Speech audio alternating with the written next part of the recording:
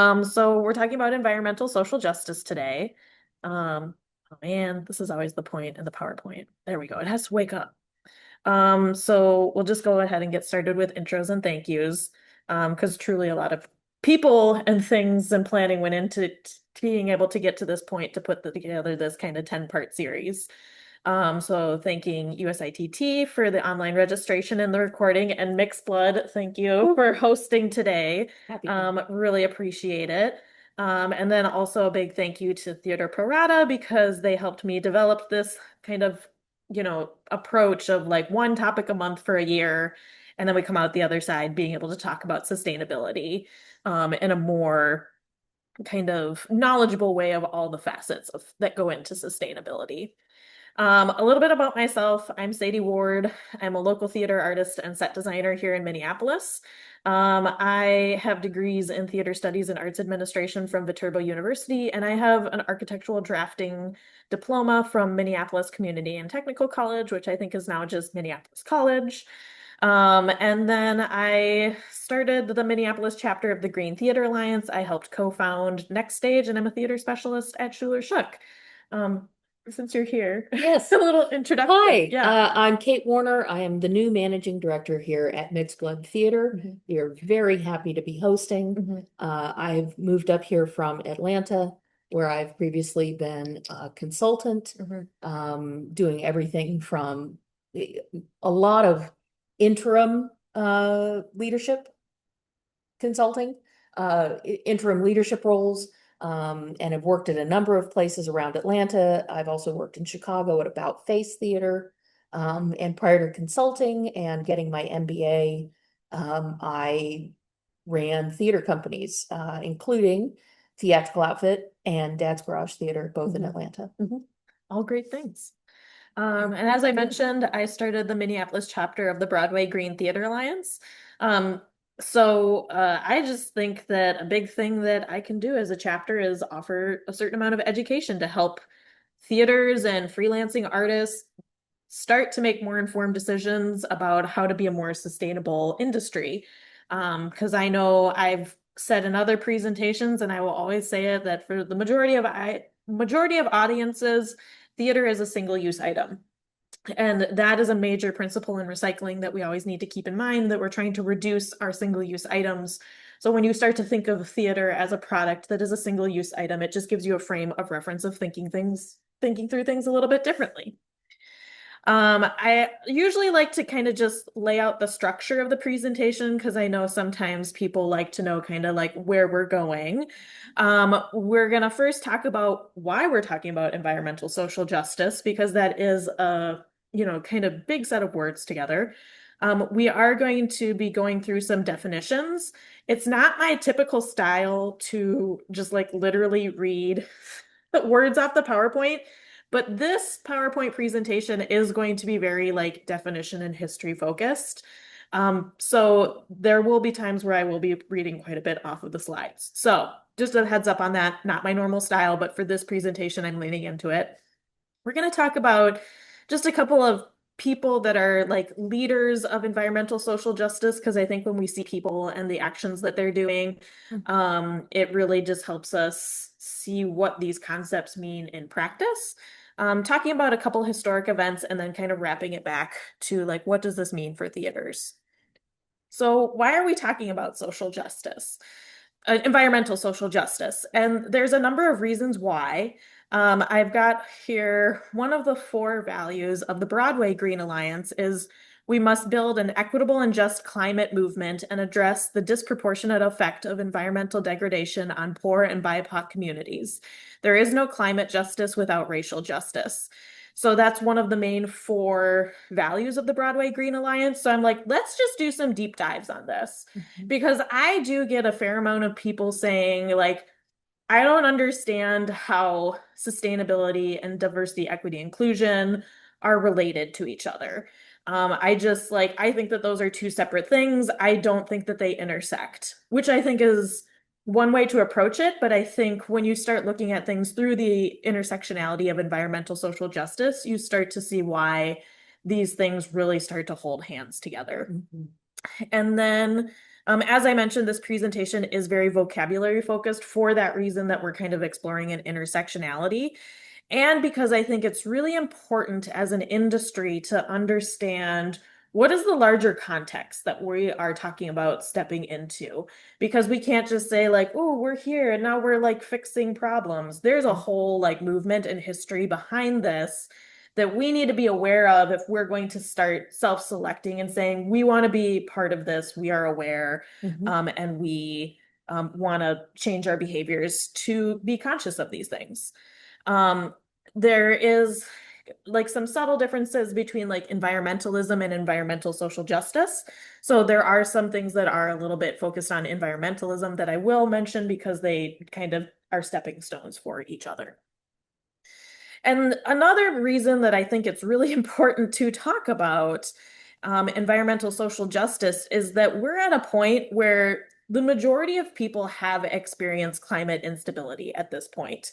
Um, we are literally sitting in Minnesota where it's 45 degrees. And 3 days ago, it was -7, and that's a 50-degree temperature difference. And that did not happen to me as a child growing up in Minnesota in December. What I have on the screen here is a screenshot from the Sustainable Production Toolkit. If you go back to episode 2, this is one of the big resources that I mentioned. I like to credit, these different resources that exist out there because I want you to go and read them. But even in the Sustainable Production Toolkit, which I think is one of the resources, the PDFs out there that really outlines for theaters why environmental social justice is so tied to racial justice, why it's all interconnected. They've got a couple of really great slides in there. I've picked just a couple of slides, and they have a few more, so I encourage you to go read that PDF. But really what they point out is that, and I've said this in other presentations too, we've experienced it. I know I've talked with other theater professionals that have worked at Oregon Shakes and Santa Fe Opera that have experienced like, yeah, there were wildfires and we couldn't do these things outside because the smoke was too bad. So this is becoming so much more normalized that it is a firsthand experience for most of us. And I think that there's a variety of different like reactions when you start thinking about like this is something that's like really affecting like not just my daily life, but my income as well and the industry that I work in. And there's lots of big feelings that go behind that. And I think that's why education is so important for us to really understand what can we as an industry start to do to make change to slow the pace of climate instability. Again, this to me, when we're talking about environmental social justice, it's definitely a topic of intersectionality. I think majority of people, when we start talking about intersectionality, have maybe read or seen videos of Kimberly Crenshaw, but in case you haven't, I'm going to read the definition of intersectionality here.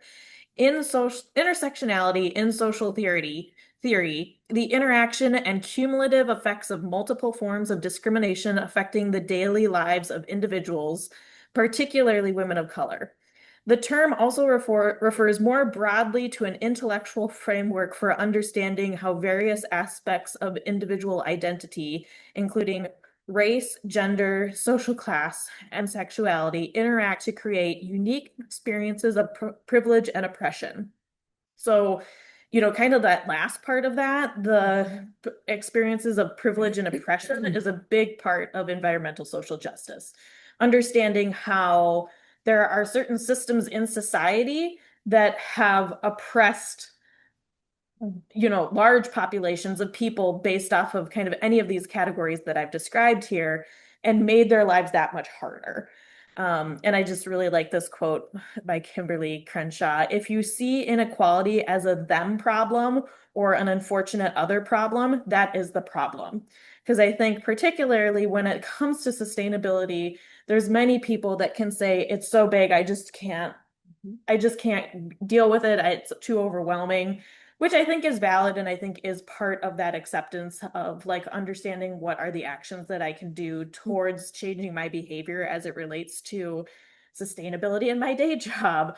Once you really start seeing, the them like really see them and who these like indirect actions are affecting through some of these choices that you make through sustainability, it motivates you more deeply. And then environmental justice is racial justice. This is another slide from the Sustainable Production Toolkit. These are just a couple of facts. As of 2016, more than 90% of air pollution related deaths occurred in low and middle income countries. In the United States, Black Americans have a 54% higher health burden compared to the overall population. Non-white communities overall have a 28% higher health burden, and those living below the poverty line have a 35% higher burden. So, like these stats are so widely understood that we are putting this into, theater literature that we can read. Um, so that's just, a thing to acknowledge. There's plenty of studies that you can find out there to support these things. And these are just a couple of facts. And then this is another quote from the Sustainable Production Toolkit. It's essential to have anti-racism baked into the goals that even white-led organizations are pursuing because both political racism and environmental racism are drivers of our excess pollution and climate denialism, which there's just some great phrases in that. So again, go read the Sustainable Production Toolkit. So we're going to go through a couple of definitions here. We're going to first start with environmentalism because I want to start with environmentalism. I want to start with the social justice, and then we're going to go through a couple definitions of environmental social justice. Actually, before we do that, do you have any questions of why we're talking about environmental social justice? You're sitting next to me. I don't because it's one of our pillar issues here at Mixed Blood. And understanding the intersectionality of all of that is absolutely baked into what our mission is. Yeah. But I appreciate that we're talking about it. Yeah. In the why, is there anything like from Mixed Blood's perspective that kind of based off of what I said, is there anything that you feel like I didn't illuminate? No, I think you're hitting all of it. I think there's such, I don't want to get ahead of us. There's such opportunity for theater workers to be a part of moving this issue forward. Yeah. Because we can network and be a community even more effectively than some other groups. Well, and I remember it was working on Upstream this spring, working with Alejandro. One of the things that Alejandro said that really resonated with me is like most of science has figured out the problem, right? Like I said, you can read the stats, right? They exist. They have actually existed probably for 60 years. Like we've known that this is a problem. A big part of it is inspiring people to change, right? And I think that that's a huge thing that we as theater goers can do through storytelling and through community work. So I think that's part of where like grounding our theater community in some of these words and definitions and education helps us point in the right direction. I concur. I very briefly, I was part of the when Southern Rep finished their building and then Katrina moved through. Yeah. There was a network of us. My hand is making this gesture because this is the crescent. This is the southeast. This is New Orleans to Atlanta, and we were just a big network trying to help everybody who was devastated through Katrina and Rita right after that. And it was the flooding. It was missing staff. It was missing audience. It was all of that. And we were trying to be a community network resource for each other. Right. And so with that, I say, yes, we can organize and help. Exactly. Yeah. Okay, back to definitions. Thrilling definitions. So environmentalism. Environmentalism is the political and ethical movement that seeks to improve and protect the quality of the natural environment through changes to environmentally harmful human activities. Through the adoption of forms of political, economic, and social organizations that are thought to be necessary for, or at least conducive to, the benign treatment of the environment by humans, and through a reassessment of humanity's relationship with nature. In various ways, environmentalism claims that living things other than humans and the natural environment as a whole are deserving of consideration in reasoning about the morality of politics, economic, and social policies. So environmentalism really leads into taking care of the planet. So environmentalism, and then we're going to have a definition of social justice. Social justice in contemporary politics, social science, and political philosophy, the fair treatment and equitable status of all individuals and social groups within a state or society. The term also is used to refer to social, political, and economic institutions, laws, or policies that collectively afford such fairness and equity, and is commonly applied to movements that seek fairness, equity, inclusion, self-determination, or other goals for currently or historically oppressed, exploited, or marginalized populations. So again, that's just like we're grounding ourselves in definitions while we're talking through environmental social justice. Is there anything that you would like to add to that? That was great. So next, we're going to kind of talk through a couple of different definitions for environmental social justice. And we're going to see environmental justice used. I use them kind of interchangeably, but I think each of these definitions kind of hits on a different aspect of environmental social justice. So this is from the Center for Sustainable Systems at the University of Michigan. Environmental justice means the just treatment and meaningful involvement of all people in environmental decisions, ensuring full protection from disproportionate environmental and health hazards, and equitable access to a healthy, sustainable, and resilient environment. Inspired by the civil rights movement, environmental justice became widespread in the 1980s at the intersection of environmentalism and social justice, which is why I just read two definitions of environmental and social justice. Mm-hmm. Environmental injustice is experienced through heightened exposure to pollution and corresponding health risks, limited access to adequate environmental services, and a loss of land and resources.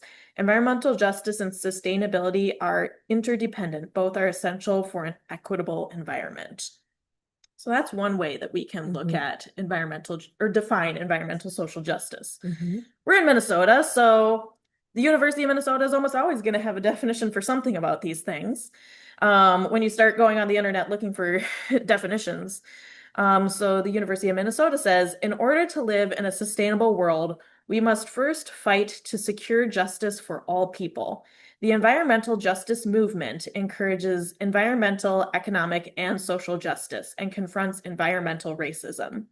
Environmental racism was first coined by Benjamin Chavez, a civil rights leader in 1982.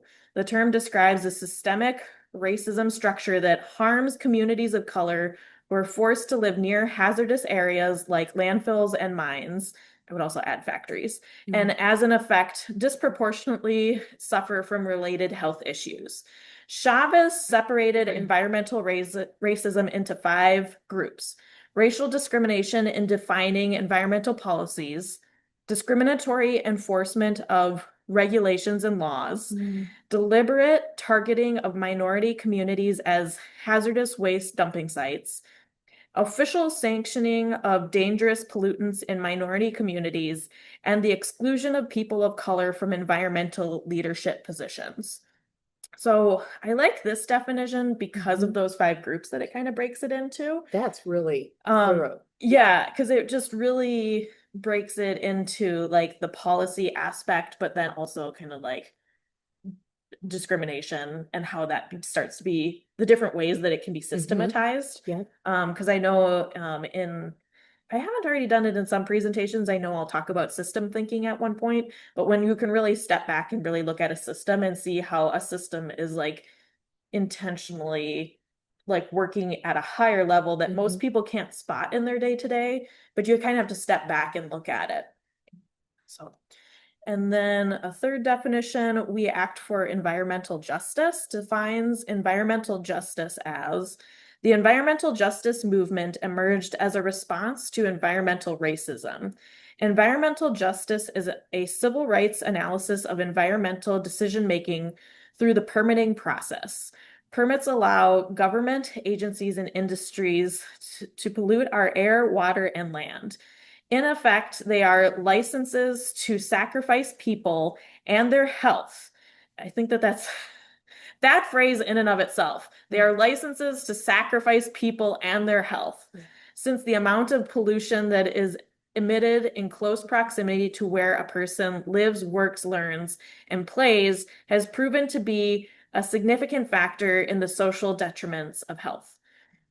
Environmental justice seeks to address the disproportionate exposure to pollution and other environmental hazards that people of color face across this country, along with the resulting adverse health impacts this causes. The climate justice movement is a subset of the environmental justice movement that focuses on the disproportionate impacts the climate crisis has on communities of color and low income. In both of these movements, we seek solutions that are equitable, meaning that they account for and attempt to offset the disparities our communities have endured for generations. So there, in these various definitions, like there is also this strong theme of like people living in proximity to landfills. So in some of my other presentations, I say, this isn't about the physical materiality of things, because there's lots of different ways to define sustainability. For me, this topic for theaters does start to come back to like, no, but where does your set go at the end of strike? Because that's going to be one of the things that I consistently kind of say throughout this presentation is like, where's your trash going? Do you even know where the landfill is located? Do you know the area around that, landfill or incinerator, that when you are throwing things away as a theater, because again, we're operating from the assumption that we're a single use item. We've made these things for a single show and then we're getting rid of them. Where is that going? Yeah. Because trash is a perception of convenience, and it's convenience to the person that's throwing an item away. So this is kind of a soapbox of like throwing stuff away. But I've always said that it's only a perception of convenience because like it's not just like disappearing, it's just someone else's problem. And a big part of environmental social justice is that big concept of how your actions indirectly affect people. So that kind of will be a theme kind of throughout this is where does your trash go? Where do your hazardous materials go? Post-show, where does your paint and your paint thinner and your and not just post-show, but I think acetone? a lot of things that I question as a scenic designer now are as a designer saying like, is that really needed to tell the story? And then if I can't justify it, then no, don't design it. But it's also like there's many ways to achieve a thing, right? Mhm. And like the process through which we put many materials through to be able to put something on stage, that is part of the process too. I can, think back to college and learning like about foam carving. And now I would like it was so much fun, right? Because you get to like carve these like Yeah. amazing and fantastical and innovative things. Now I would never even think to do that. Right. Right? Like I remember being in a theater once where foam carving was happening and there was just like a smog of chemical over the theater. Oh, And like in hindsight looking at it, I'm like, oh my gosh, why were we okay with that? yeah. Right. And, and that kind of goes into the like, it might not be your trash, but it's like, where is that being vented? Right. Is it being like, do you like, and this gets into like, just because you're freelancing, you might not know where some of this stuff happens, but it's like, is that going into the building next door? Is it going to the air? What's the surrounding community around you if those are your practices? So that's when it's also not just like throwing stuff out, but it's like, what are you doing to things in the process and then throwing it out as well? Well said. Yeah, all kinds of foam is awful. Yes.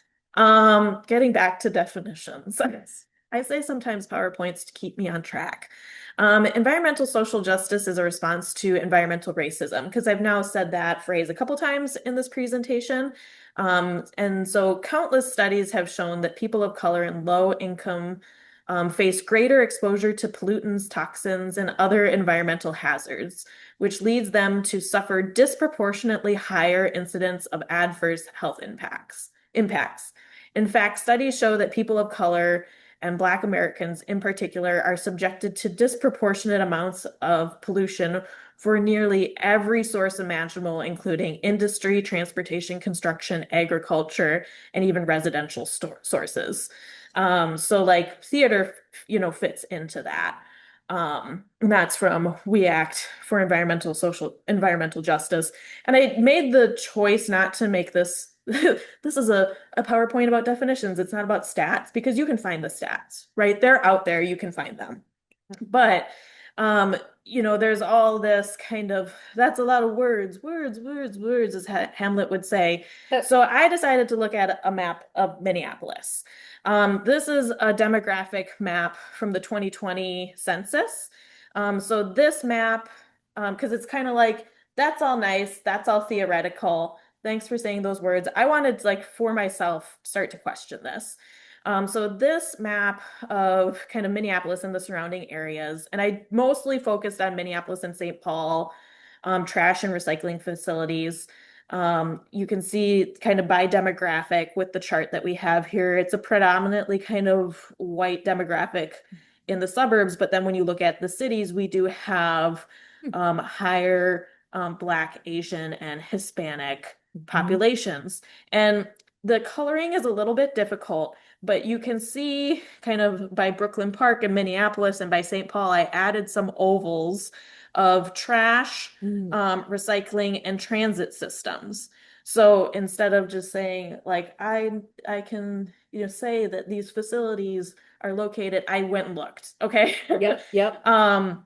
And it's pretty hard to argue. I think particularly when I was reviewing my slide last night and thinking about being at Mixed Blood, and we did Upstream this last year, and I've done some other projects with the Mississippi River, is the number of facilities that are located along the Mississippi River. And it's just like when you just start to look at it as dots in a map, it's pretty hard to imagine that, yeah, those contaminants are going to get into waterways and such. This is the same website, and this is by household income. So you can see we have this as high, average, and low. So you can, again, whether you're looking at it by BIPOC, kind of determinations, or by housing income, you can see just by the colors and again by my dots. And I know that if you're looking on the screen, you might need to pause the video and be like, what dots are you talking about? But you can see that the colors and the dots correlate, right? So, because when I set out to do this, I'm like, I bet it's not going to be that impressive. And then when I did it, I was like, oh dang, okay, there it is. So again, like a big philosophy that I have when it comes to theaters and sustainability is you have to approach sustainability with a questioning mindset, because there's no way that I can give you a list and like, now you're sustainable, congratulations, you're done, you're fixed forever. What we know now and what we're going to know in 5 years, 10 years, and 15 years is very different, right? So when you start to develop a questioning mindset, you're going to long term be able to pivot with sustainability as we get more information, as social expectations change, and as theater practices change. So these are a couple questions that you can ask yourself as a theater company or as a theater freelancer. Where does your trash go? I'm going to ask that until someone can give me answers. Where does it go? And do you know, is it a landfill or an incinerator? If um if you know it's a landfill or an incinerator, what is the surrounding area like? I actually, back in like 2021, Hennepin County offers a really great master recycler program. And so you can be like a master recycler the way that you can be like a master gardener. And this idea of like understanding the difference between trash, recycling, and compost is all tied into this too. I should type this in there, but like, do you know what you're throwing away is truly trash? Is it trash to the point where you like there is truly no use for it? Because the definition of trash is that it is like you can do nothing else with it. Um, can you recycle or repurpose it? Because in my own kind of visual practice of art, where I take bras and I make portraits of women, I frequently say there's many things that we can recycle in the world. There just aren't blue bins for them. right? Hmm. And like even me asking, where is your landfill or incinerator or your recycling facility? Those all exist because someone is financially gaining in the process. And how do you feel about throwing something away that someone is benefiting from financially? You don't know where it's going or the impact it's having, but it's convenient for you. Someone's making money off of it. That's why the system exists. We're so conditioned to just putting things in bins and then they go away and we don't have to think about them anymore. So that's why I keep harping on the where does your trash go? Yeah. And like kudos to the theater companies that are starting composting programs and such. Because that's food waste is a huge part of that, right? Mhm. It's not only like where does your trash go, but it's what's going into your trash bin. I think it was this practical guide to greener theater. One of the Hmm. resources that I mentioned in episode 2 talks about doing a trash audit. So at a strike, you literally have someone at the dumpster just sitting there saying, that does not go in the trash. And that is the most like hands-on way that you can do a trash audit because it's like, where does your trash go? Is your trash actually trash? And like, I get it. I've worked in theaters. Like, whether it's a theater that's like a 50 seat house or whether it's 3 venues, nobody has enough space. Any place I have ever worked always says we don't have enough space. So it always inevitably happens that there's a day where someone gets in a mood and you have to toss stuff, right? Because Yeah. suddenly there's a sense of urgency of like, this has to go now. And because we have a system that enables that through a perception of convenience, that's why a lot of stuff ends up in the trash. So it's like, where does your trash go? Is it really trash? Can you be doing different things with it? And also, have you, like, once you figure out where your trash goes, have you toured your waste management facility? Because most waste management facilities you can actually tour. Amazing. And then you can actually say, oh, that's what happens to my trash. And if it's a landfill, even if it's just going and being like, oh, so just because I put it in the bucket, because in the dumpster, it just sits over here. It's not magically disappearing someplace, right? Mhm. Because also if you take a tour of your waste management facility, it'll tell you something about the neighborhood that it's in. Um, and also like another question that you can ask yourself as a theater or arts organization, like, is your venue near a facility, Mhm. right? Because like, is it a half mile away? Is it 5 miles away?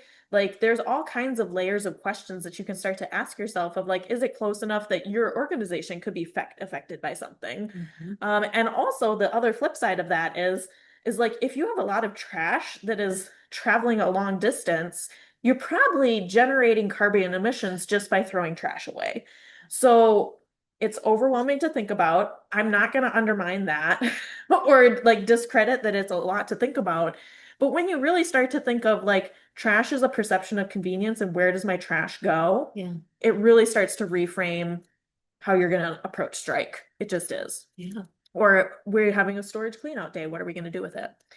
And with the more reading that I do about data centers, I want to just like add some of these questions about like what's the closest data center to you and how much energy is it using? Mhm. Is that data center increasing electrical expenses for the surrounding area? That's a whole presentation for another time, but it's a Mhm. question that I want to start including. These are just a couple of questions. Mhm. Like I like part of the reason that I love encouraging people to approach sustainability with a questioning mindset, because anytime I've led a group through something, Mhm. people will always like this is why we love theater, right? Is that other people come up with ideas that you never could have thought of, right? So it's like we as theater people should be the best at this. We should be the best at interrogating and asking questions about this because like we are an industry of making prototypes. We should be the most Yes. creative at being able to solve this. Um, so another kind of way, because again, like it's really easy to get overwhelmed by this. It Mhm. just is.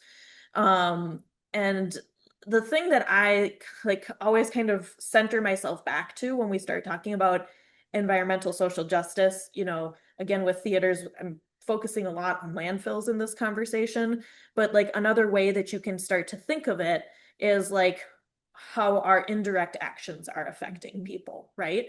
And that indirect can be location, it can be time, it can be air. Like Mhm. there's lots of different ways that we indirectly affect people just by Mhm. existing in society with each other.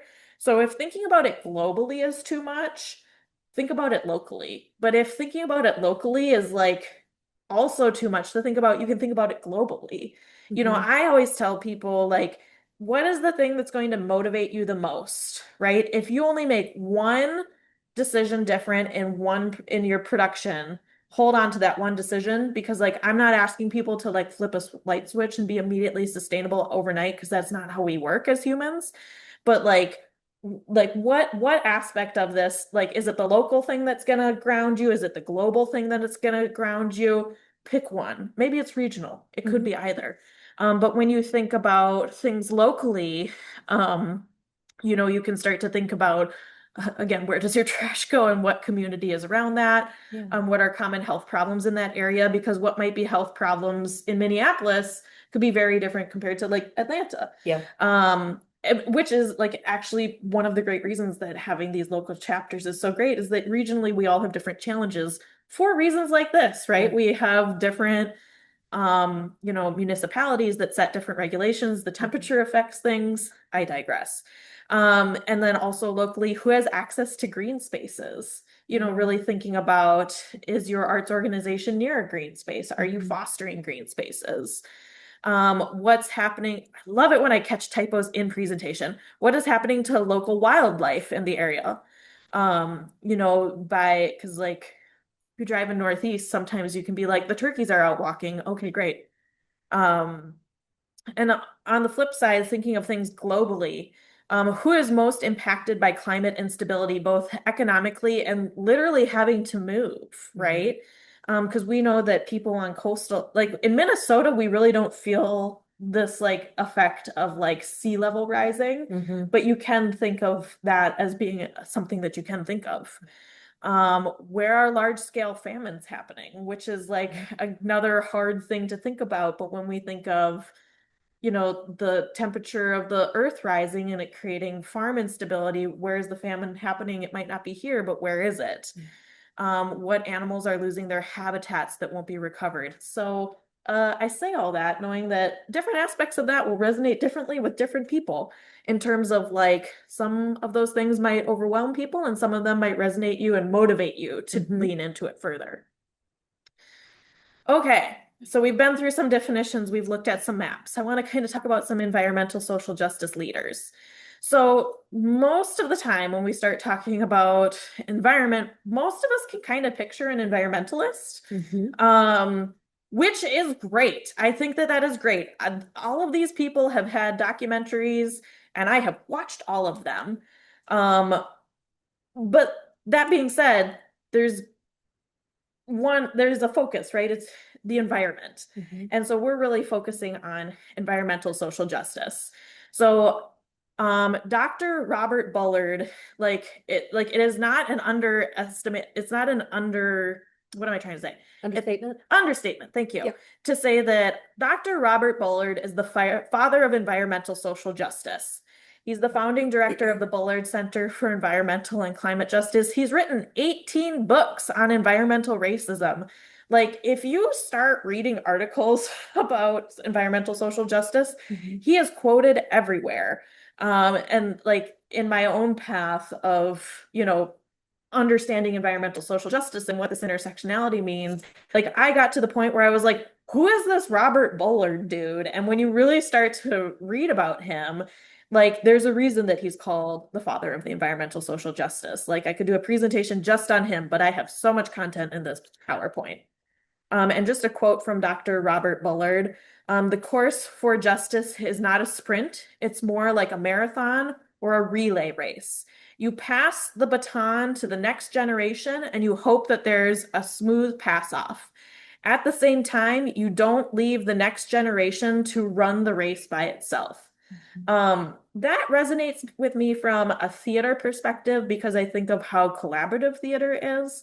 And I think about how theater is one of those art forms where it's, we all have mentors. We all have someone that like has you learn this from someone, right? Mhm.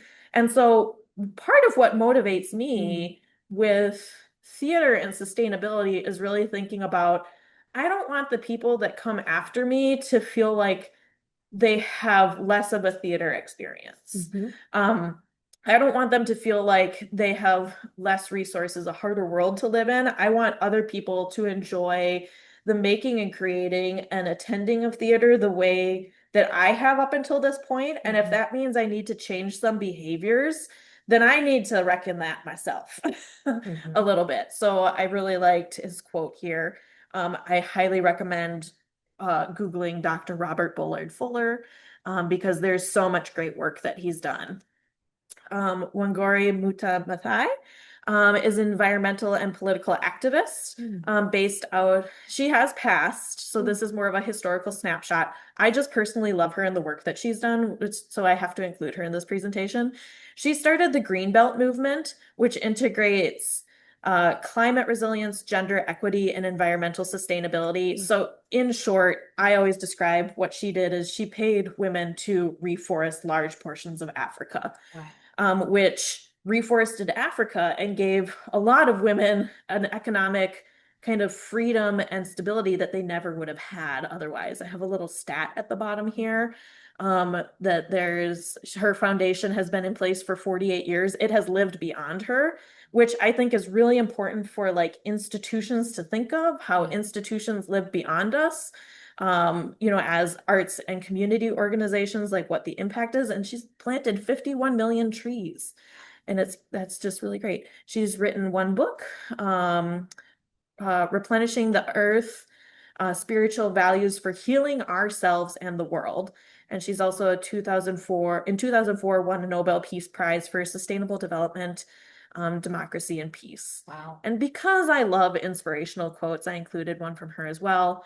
We owe it to ourselves and to the next generation to conserve the environment so that we can bequeath our children a sustainable world. And like here again, we're getting about like what is the next Mm. generation? Like I really think a lot about university theaters when I put these presentations Mm. together because I think of like what is the kind of theater that is being handed to the next generation. Because I now get to be a guest artist at universities and like I just think about that sometimes. Uh oh, I should have wrote this out phonetically. Oh, oh, okay. Xuchitl Martinez is an indigenous eco hip hop artivist. He's a part of the Earth Guardian community and has spoken frequently at the United Nations. And I wanted to include him because he believes that art is a way to reach people in a powerful way. He's a hip hop artist and sings a lot because he thinks that music can inspire and motivate people differently than just words, which I'm sure we feel that way about my definitions in the PowerPoint right now. If I was singing it, it would be very different.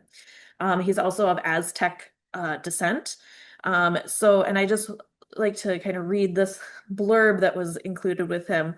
The Aztec concept of Tetl describes the belief that there is a single force of sacred power that fuels the self-generation and regeneration of nature. Mm. Martinez describes Aztec beliefs as being rooted in the respect and dignity of nature.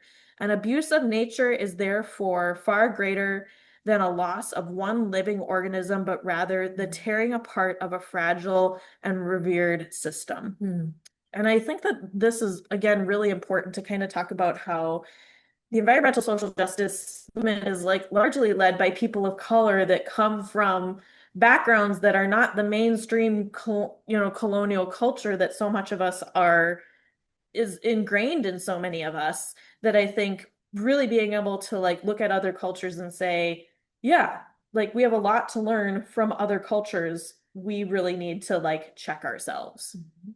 is part of the reason I wanted to kind of feature this individual.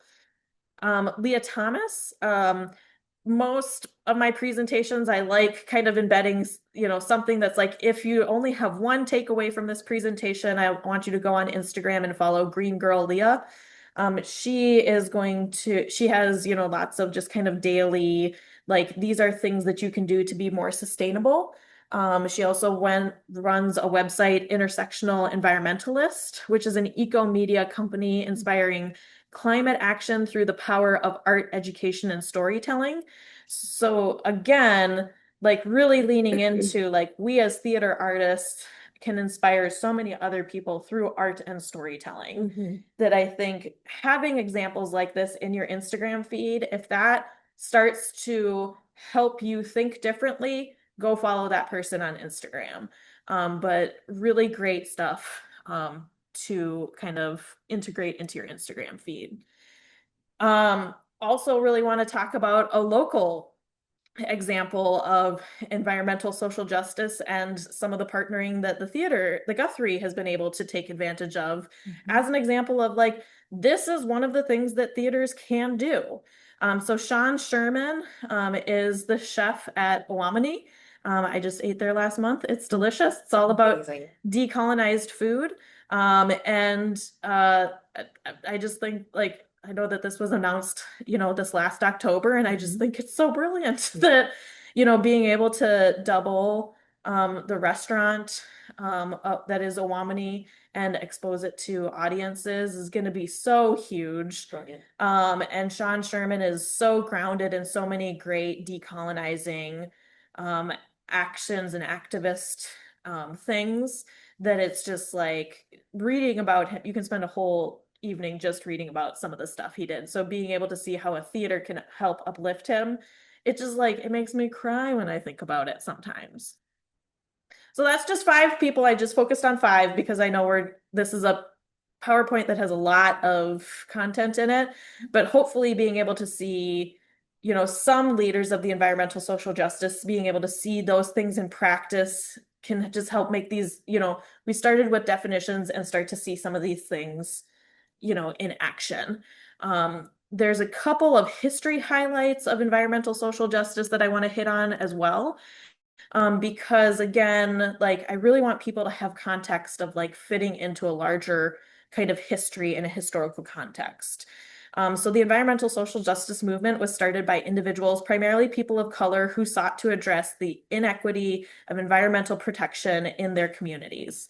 Professor Robert Bullard wrote, whether by conscious design or institutional neglect, communities of color in urban ghettos and rural poverty pockets or on economically impoverished Native American reservations face some of the worst environmental devastation in the nation.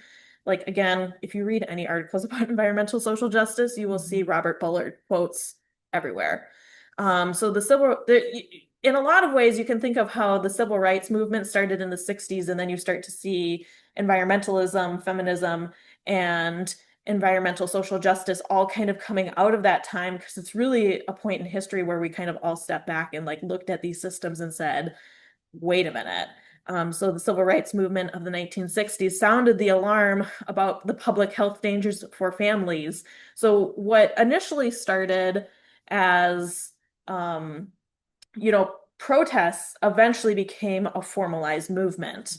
And I also want to give credit to a practical guide to greener theater because they have also credited in this book that is 250 pages a variety of different cultures for recognizing the historic roots of sustainability and environmental social justice. And so just a couple of these quotes that I took from a practical guide to greener theater. In every deliberation, we must consider the impact of our decisions on the next 7 generations, which is the next 7 generation, I think, is a widely understood kind of concept. But I think seeing that, again, in a book that I didn't necessarily write, but it's important to acknowledge these things. And then some other quotes. The frog does not drink up the pond in which it lives. As a bee gathering nectar does not harm or disturb the color and fragrance of the flower, so do the wise move through the world. And do not disturb the sky and do not pollute the atmosphere. So, there's all kinds of different perspectives and cultures that we can be grounding our sustainability and environmental justice in. Because before there was a formal, like, quote unquote movement, this is just the way that we lived in the world. We didn't have to think so hard about this. Um, and kind of tying back to that indigenous philosophy around seven generations, um, you are always thinking you're making decisions with seven generations Mhm. of the future in mind.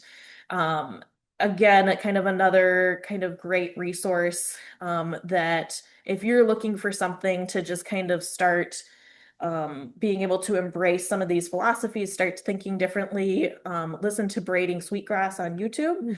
Mm. I know I'm not a great reader, so being able to find something read Mm. on YouTube really helped me a lot.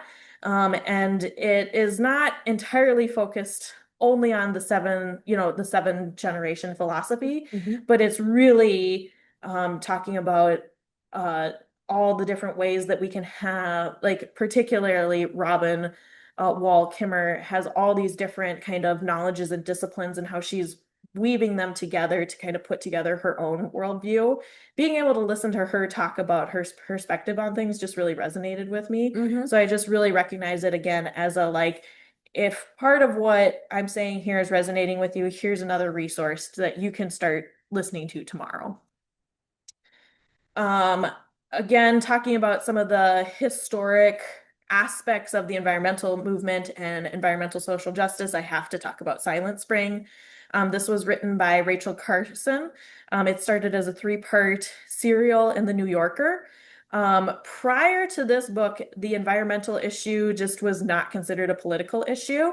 But this book is credited with kicking off the formal environmental movement. So, again, in the way that these things are all kind of stepping stones with each other, as we're talking about these things in context, like as theater artists and storytellers, the fact that a book is a big part of like making the environmental movement real for people just says everything to me about the importance of storytelling. Mhm. I have my copy here. I haven't looked online, but there has to be a recording that you can listen to if you're not up to reading.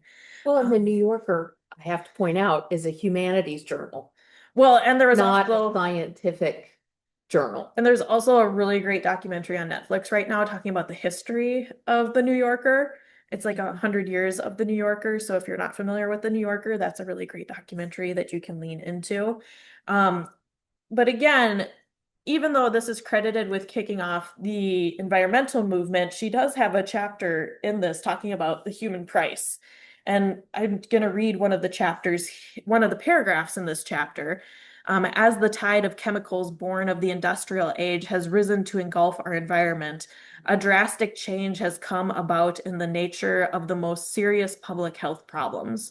Only yesterday, mankind lived in fear of the scourges of smallpox, cholera, and plague that once swept nations before them. Now, our major concern is no longer with the disease organisms that once were omnipresent. Sanitation, better living condition, and new drugs have given us a high degree of control over infectious diseases. Today, we are concerned with a different kind of hazard that lurks in our environment, a hazard we ourselves have introduced into our world as a modern way of life, as as our modern way of life has evolved.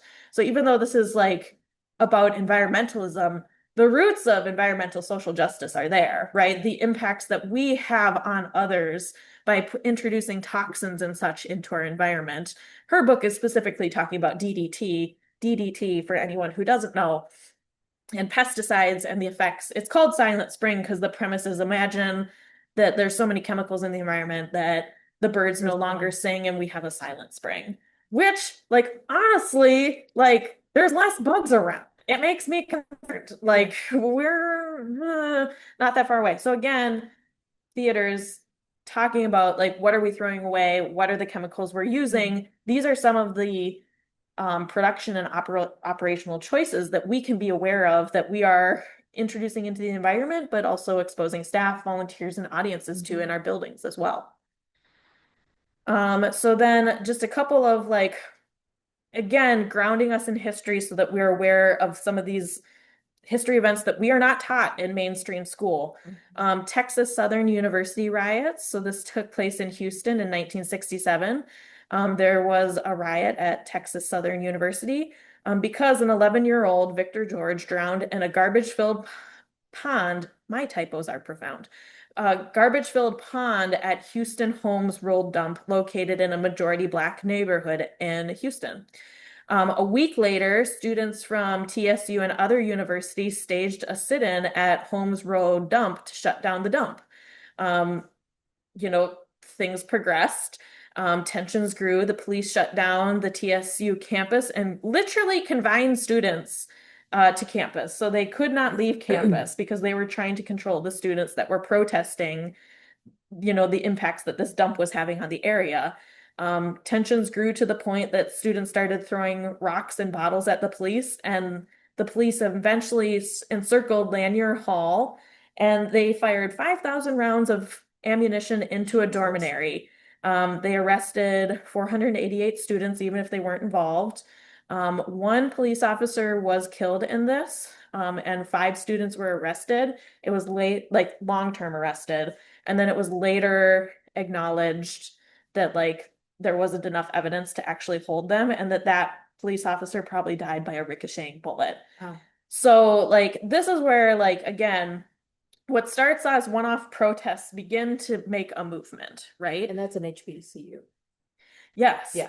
And when we're talking about Robert Bullard, who is the father of environmental social justice, he was the dean of public affairs at TSU from 2011 to 2016. Okay. That was one of those moments where I'm like, I have to go back and read this because Yeah, am I yeah. really reading this? It's so interconnected.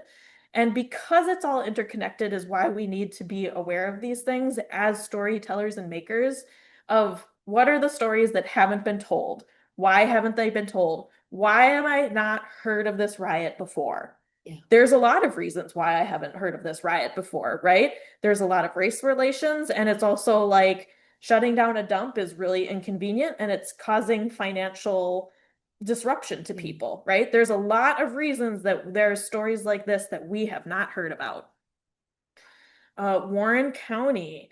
So the Warren County protests and accompanying legal challenges are considered by some of the first milestones of in a national environmental social justice movement because it inspired legal action out of it.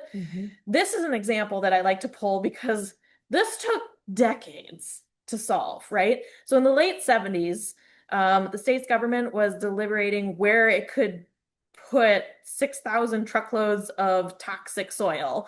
And of course, they were looking at a Black neighborhood. And residents became aware of this because the toxins were leaching into the drinking water. So protests began in 1982. Residents were, literally laying in the streets to stop these trucks from bringing just truckloads of toxic soil into their neighborhood. And it wasn't until, so that's in 1982 where these protests and unrests are happening. It wasn't until 1994 when Clinton signed an executive order, the Federal Action to Address Environmental Justice in Minority and Low-Income Populations. Love the title of that because it just gets right to, exactly what it's doing. So the Warren County landfill was eventually cleaned up and closed in 2004. Wow. So what started as something in the 1970s as a government trying to figure out where are we going to put this toxic soil wasn't solved until 2004.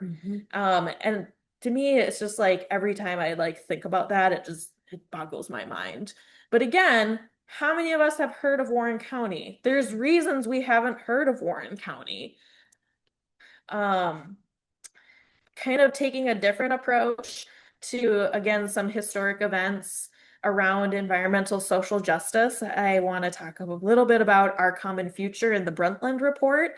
So in 1987, the Norwegian Prime Minister Gro Harlem Brundtland presented Our Common Future, reviewing the interconnected nature of social equity, economic growth, and environmental challenges to the United Nations. So we're kind of taking a different example here. We've been talking about some very local kind of county, small scale town things. I'm going a different direction now. We need to internationally know about the Brundtland report because it is this large international recognition that there is an interconnected nature of social equity, economic growth, and environmental challenges. Um, this is a 300-page document. I haven't read the whole thing, but it's commonly known for creating the definition of sustainable development, which is development that meets the needs of the present without compromising the ability of future generations to meet their own needs. So again, that is a definition that I ground myself in terms of like, do I really need to make this choice? Where is this thing going after this show is done? Is it going to impact future generations? Is it just going to sit in a dump somewhere?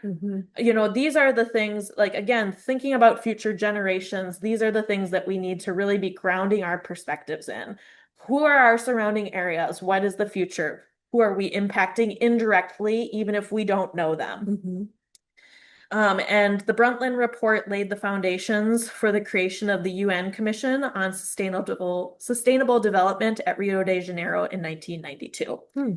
That is like 3 bullet points of a huge thing that you can spend a whole evening going down an internet rabbit hole about. Then there is the first National People of Color Environmental Leadership Summit. And we're at about an hour. I was like really vibing that I was going to read all 17 principles. But what I might say, like, if you're in the recording, just like pause the video and read each of these because this was a summit where 300 people attended the first summit and they came together and they adopted 17 principles of environmental social justice. So again, these are what I have on the first screen here is the preamble. So again, I'm assuming that you're watching the video at this point. You're going to pause it. You're going to read it. I'm not going to read this slide at this point in the game, but there's literally 17 bullet points outlining environmental justice and what that means in a variety of different aspects. So again, there's 1 through 6, pause the video and read 7 through 10, and then 13 through 17.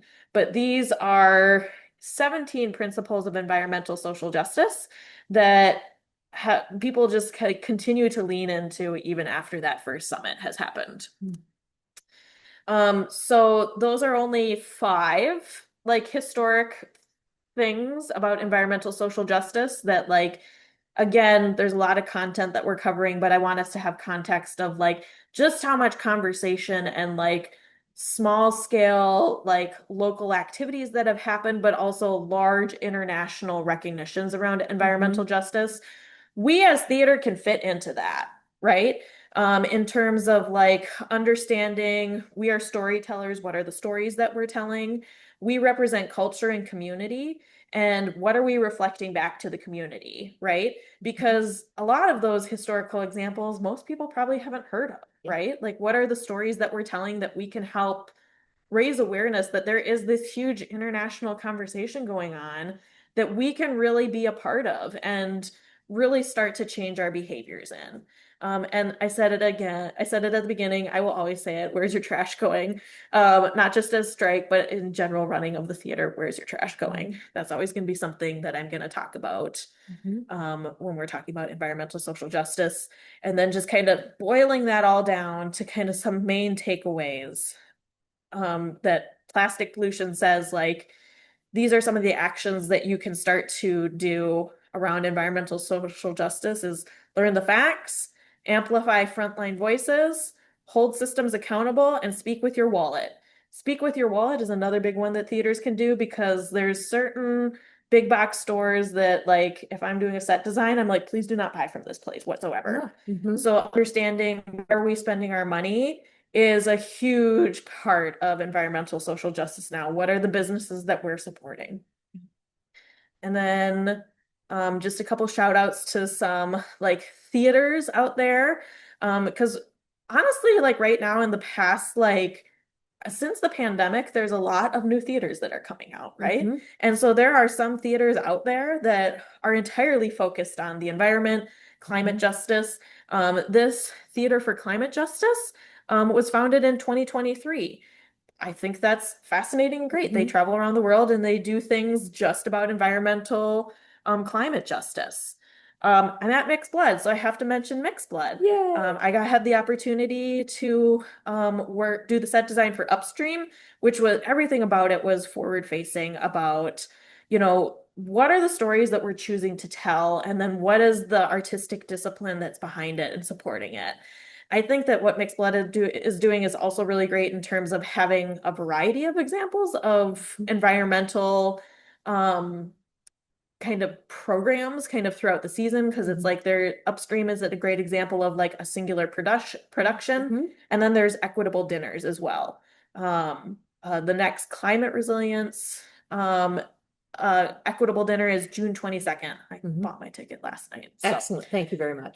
So I More encourage. dates will be added on the website soon.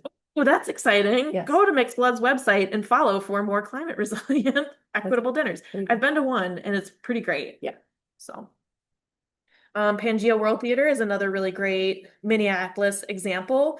Um, I believe that Pangea is the only theater that has sustainability in their mission in Mhm. Minneapolis. Someone can tell me I'm wrong.